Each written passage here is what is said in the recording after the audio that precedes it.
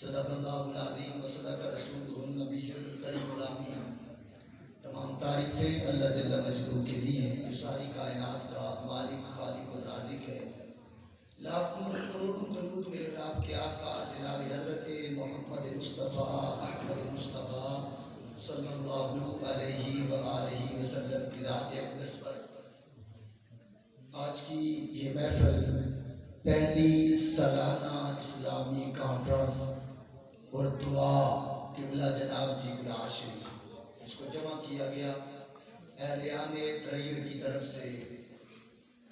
کلاڑ اٹکورا کی طرف سے، جتنے احباب بھی سعودی عرب میں تھے نوجوان، انہوں نے یہ فیصلہ کیا کہ ہم اپنے اس مرکزی مسجد کے اندر ہر سال پیر صاحب کی دعا بھی کروائیں گے اور ایک اسلامی کانفرنس کروائیں گے جس کے ذریعے سے اسلام کو دوسرے لوگوں تک پہنچایا جائے۔ اسلامی کانفرنس کا جو خاص مقصد ہے، بعض دفعہ ہمارا ذہن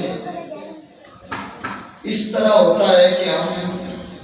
مولوی کی تقریر لچھے دار نہ ہو، نعت خوان کی آواز میں سر نہ ہو، پرے کی بات نہ ہو، تو ہم کہتے ہیں کوئی کامیابی نہیں ہوئی۔ کامیابی اس سے نہیں ہے، کامیابی اس سے ہے کہ اس اسلامی کانفرنس سے ہمیں کوئی ایک حدیث مل جائے، قرآن کی آیات کی تفسیر مل جائے، اور مجلس کے صدقے اللہ ہمارے دل کو اسلام کے لیے کھول دے۔ اس طرح قرآن میں ہے نا، "ان یشرح صدرہ للاسلام"، دنیا کے اندر نا اللہ تعالیٰ جس بندے کو پسند کرتا ہے نا، اس کا سینہ اسلام کے لیے کھول دیتا ہے۔ اس کو ابو الحسن عرقانی، آج کی جو مجلس ہے، ہم محفل میں بیٹھے ہیں، کوئی بندہ اگر یہاں بیٹھا ہے نا تو وہ خالی لوٹ کر نہیں جائے گا، یہ پکی بات ہے، یہ قرآن اور حدیث کا فیصلہ ہے، اللہ کا حکم ہے۔ اگر کوئی بندہ کسی اسلامی مجلس میں گیا بیٹھا، دینی مجلس میں بیٹھا، خدا کے گھر میں بیٹھا، کتنا ٹائم بیٹھا، تو اللہ کے حکم کے مطابق وہ بندہ جب پلٹ کر جاتا ہے نا تو خالی نہیں جاتا، اللہ اسے کچھ نہ کچھ عطا کرتا ہے، کیونکہ اللہ مالک کل ہے۔ آپ فرماتے ہیں کہ میں نے جب ہم گھر کے اندر رہتے تھے، ابو الحسن عرقانی کا ایک مدرسہ تھا، مسجد، وہاں تبلیغ کرتے تھے، تدریس کرتے تھے ہر روز۔ یہ تو آج ہے نا، ہماری نسلوں کے اندر ایک ذہن سازی کی گئی ہے کہ ہمارے بچے کس طرح ٹائم گزارتے ہیں، گھر کے اندر یا گھر سے باہر۔ پہلے پیچھے چلے جائیں نا، آج سے 700-800 سال پہلے صحابہ کے دور کے بعد، تو ماں باپ اپنی اولاد کو اپنا وقت ضائع نہیں کرنے دیتے تھے، انہیں اسلام کی مجلس میں بٹھایا کرتے تھے، قرآن کی مجلس میں بٹھایا کرتے تھے، اسلام کی مجلس۔ پھر اس کا فائدہ کیا ہوتا تھا کہ ان کی نسلیں اسلام پر کھڑی رہتی تھی، قائم رہتی تھی۔ اور یہ جو آہستہ آہستہ ہمارے اندر، ہم نے تو سکھایا ہے، میں کئی دفعہ کہتا ہوں کہ کئی گراؤنڈ میں نے دیکھے کہ کوئی ٹائم نہیں دیکھا جاتا، کوئی دن نہیں دیکھا جاتا، کوئی بیماری نہیں دیکھی جاتی۔ گراؤنڈ میں اگر کوئی میچ ہو تو وہاں کھچا کھچ بڑا ہوتا ہے، کوئی کسی کو دعوت نامہ نہیں دیا جاتا۔ لیکن جب محفل کی جائے نا خدا اور رسول کی، اسلامی کانفرنس، دین کی مجلس، تبلیغ کی مجلس، تو اس کے لیے جو بندہ آتا ہے نا وہ بڑی بڑی مشکل سے آتا ہے، وقت نکال کر۔ وہ تو بات اسلام کی مجلس کی ہے نا، کئی لوگ کہتے ہیں قاری صاحب یہ جمعہ نہیں پڑھ سکا، پتہ ہے کیوں؟ ٹائم نہیں ہے، بڑا بزی آدمی تھا، جمعہ نہیں پڑھ سکا، بزی آدمی تھا، نماز نہیں پڑھ سکا، نماز قاری صاحب ٹائم نہیں ملتا، کبھی کبھی شام کو وقت ملتا پڑھ لیتے۔ بھائی یہ نماز اور جمعہ نکمے لوگوں کے لیے ہے، جن کے پاس کوئی کام نہیں ہے، کام والا آدمی جو ہے وہ نماز نہیں پڑھتا۔ تو محفل خدا کے ذکر کی، آپ فرماتے ہیں، امام صاحب فرماتے ہیں کہ میں ابو الحسن عرقانی کا ایک ادارہ تھا، مدرسہ تھا، میں وہاں پر ہر روز صبح نماز پڑھتا اور قرآن کا کا درس سنتا، زور کی نماز پڑھتا پھر درس سنتا، اسلام کی باتیں سنتا، قرآن پڑھتا، تبلیغ میں رہتا، شام کو گھر آ جاتا۔ ایک دن میری بیوی نے گھر جھگڑا کر دیا، اس نے کہا کہ آپ کے بچے ہیں، آپ کا گھر ہے، آپ روزانہ شام کو خالی آ جاتے ہیں، تو آپ کیوں نہیں کرتے، کام کرتے ہو، شام کو کام کاج کر کے پیسہ لے آتے، گھر میں بچے بھوکے ہیں۔ آپ نے کہا میں نے نیت سے نہ کام تلاش کیا، یہ حدیث یہ روایت یاد کر لیں۔ آپ نے کہا میں نے نیت سے کام تلاش کرنا شروع کیا، میں نیت سے گیا، کام تلاش کرتے کرتے کئی دن گزر گئے، کام نہ ملا۔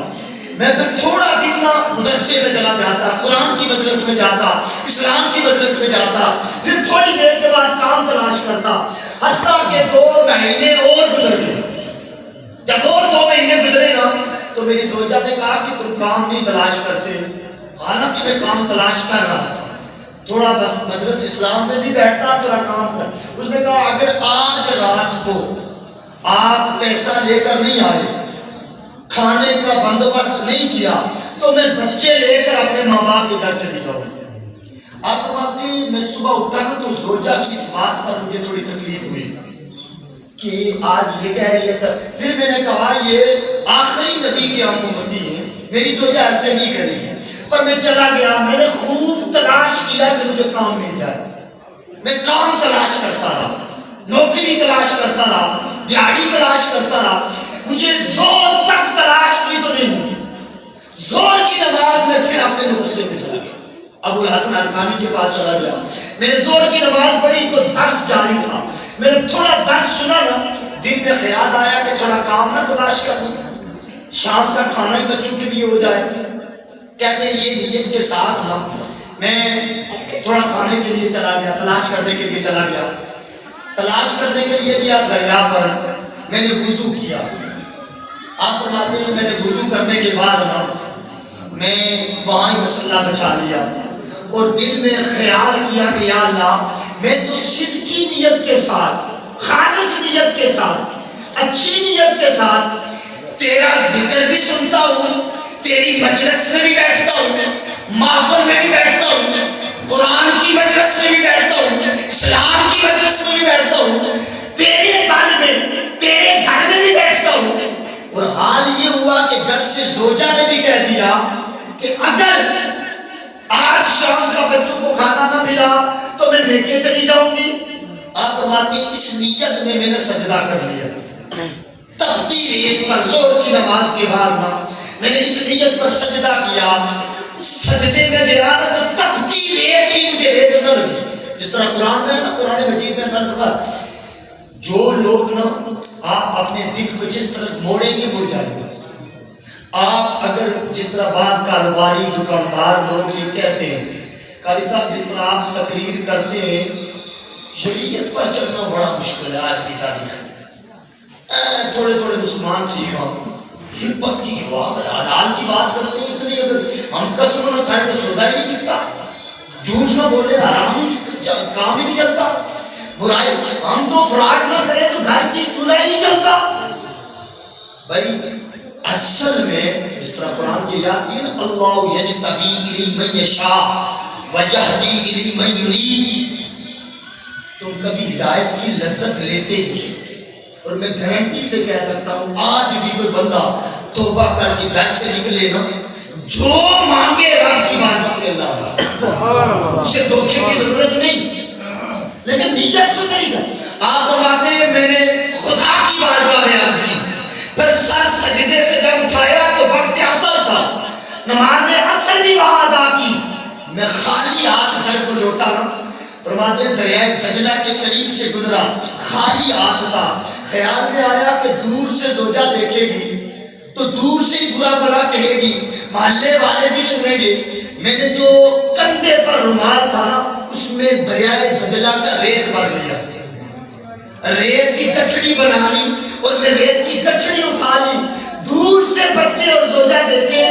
گمان یہ کرے کہ آج وہ کچھ شے لے کر آؤ، گھر جا کر میں سمجھا دوں گا کہ میرے پاس تو کچھ بھی نہیں۔ کہتے ہیں نیت یہ کہ دور سے برا بھلا نہ سوچا کے بچے نہ خیال کرے، گھر کی چھوڑ کر نہ جانے کی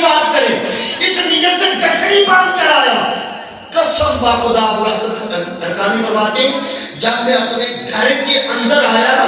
دروازے پر دستک دی زوجہ تھوڑی دیر سے آئی میں نے سوچا خیر ہے پہلے تو پہلے کھڑی ہوتی تھی کہ کھانے کو کیا لائے ہو آج دروازے پر ہی نہیں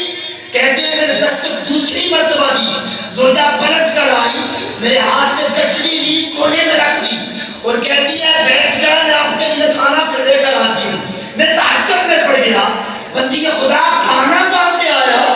اس نے جواب نہ دیا میں نے پوچھا بچے کہاں ہیں اس نے کہا بچے تو ابھی کھانا کھا کر کھیلنے کے لیے گلی میں نکلے میں نے کہا کھانا کہاں سے آیا اس نے کہا پتہ نہیں 3-4 لوگ جو آپ سے محبت کرتے تھے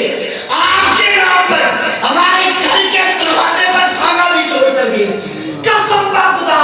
کھانا اتنا ہے 10 سال بھی ہم کھاتے ہیں تو ختم نہیں ابو الحسن الثانی فرماتے ہیں میں خاموش ہو گیا پھر میں نے کھانا کھایا پھر میں نے بچے بھی آگے انہیں بھی بٹھایا زوجہ کو بھی بٹھایا میں نے کہا تم روز جھگڑا کرتی تھی آج وہ میں تھیلی باندھ کر لایا ہوں کھانا تو ان کے پاس پہلے آ گیا پیسہ تو پہلے آ گیا اب تو ناراض نہیں اللہ نے فضل کر دیا اس نے کہا میں نے کہا گٹھڑی لے کر آؤ وہ گٹھڑی لے کر آئے تو میں سمجھانا چاہتا تھا کہ گٹھڑی میں ریت باندھ کر آیا تھا کہ گھر سے آپ برا بھلا نہ کہیں لیکن میں گٹھڑی اٹھا کر جب لائے نا ہو تو میری زوجہ نے گٹھڑی کو کھولا اس میں ریت نہیں تھا دریائے دجلہ کا سارے کے سارے ہیرے اور لالے جواہرات لالے جواہرات سے بڑی ہوئی گٹھڑی تھی میری زوجہ کہتی ہے اتنی قیمتی قرآن کہتا ہے من یرید اللہ ثواب الدنیا نؤتی منہا من یرید اللہ ثواب الآخرۃ نؤتی منہا قسم بخدا جس نے دنیا میں دنیا مانگی رب دنیا مانگی جس نے دنیا کے اندر ایسا عشرت مانگی جان و منصب مانگا مال و متا مانگا قسم بخدا رب کا وعدہ ہے رب نے تو بڑے بڑوں کو دیا ہے کیسے کیسے لوگ گزر گئے ہمارے دور سے اس دنیا میں 1400 سے کیسے بڑے لوگ گزر گئے حالانکہ فرعون کے بارے میں آتا ہے یہ تربوز کا بیماری تھا تربوز بیچا کرتا تھا ایک جگہ سے دوسری جگہ پھر یہ کفن چور تھا فرعون کفن چور تھا مردوں کے کفن اتار کر بیچا کرتا تھا لوگوں نے بادشاہ سے شکایت کی تو بادشاہ نے سزا کے طور پر بلایا تو اس نے چلاکی بھی بڑی کی مکاری بھی بڑی کی اس نے بادشاہ کے سامنے کہا قسم بخدا میں چور نہیں ہوں چوری اس لیے کرتا تھا تو بادشاہ ہے میں مسکین آدمی ہوں رسائی نہیں تھی تیرے ساتھ بات کر سکوں میں نے کہا ایسا جرم کروں کہ لوگ مجھے بادشاہ کے دربار میں لے جاؤں بادشاہ نے کہا بڑا دانشور آدمی ہے فرعون کو اپنا مشیر بنا لیا تو اللہ نے وہ مقام بھی اسے عطا کیا وہ دنیا بھی اسے دی جس کا ذکر قرآن میں ہے لیکن اگر تم رزق تمہارے حصے میں ہے پیسہ تمہارے حصے میں ہے بنی اسرائیل میں 2 شخص تھے جنہوں نے حضرت موسیٰ سے کہا اے کلیم اللہ ہم تو بھوکے پیاسے ہیں کھانا ہی نہیں ملتا ہمیں پیسہ ہی نہیں ملتا ہر روز بھوکے رہتے ہیں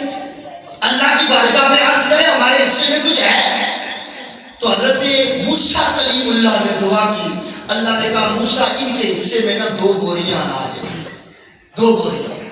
انہوں نے کہا موسیٰ کلیم اللہ ہر روز بھوک سے مرتے ایک دانہ ملتا ہے مدتیں گزر جاتی ہیں آپ رب سے دعا کریں ایک ہی مرتبہ دے دیں اللہ نے 2 بوریاں انہیں عطا کیا تو انہوں نے کیا کیا بازار کی چوک میں بیٹھ کر وہ کھانا خود بھی کھایا اور لوگوں کو بھی کھلایا کل لوگوں کو کھلایا تو ان کے دوست جس طرح عربی کا مقولہ نا من دائقہ دعیقہ من جدہ وجدہ